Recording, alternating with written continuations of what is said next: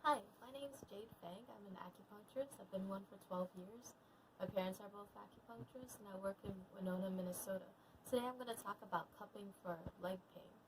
So we do a quick demonstration just cupping in general. You can buy cupping sets from me or on Amazon.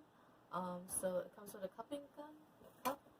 So you put it together like this, put it on your hand, you do two pumps, and it creates a red raised spot. That's perfect looking. That's what you want it to look like.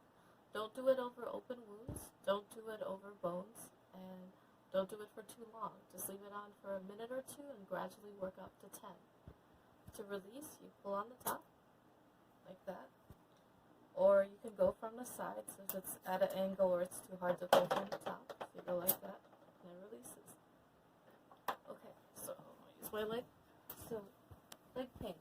So it can be like the medial part or the lateral part, or you can be almost like shin splints where it's like in the front. So you just go, so you don't want to use too big of a cup. That's too big, it'll be hard to create suction, and this is too small. So you want to just use the right side for your leg. So 1, 2, 3. 1, 2, 3. 1, 2, 3. So that is for lateral leg pain. If you get really tight IT band pain, even going to the Achilles, this is pretty good for that.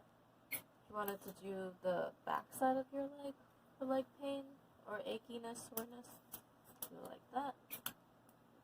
Pretty straightforward.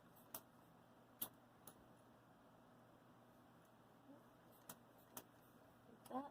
Tight Achilles tendon. Do it the medial side.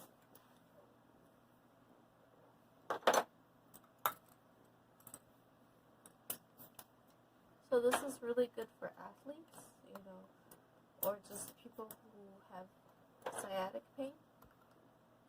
There we go. Medial side. Take them off now. Okay.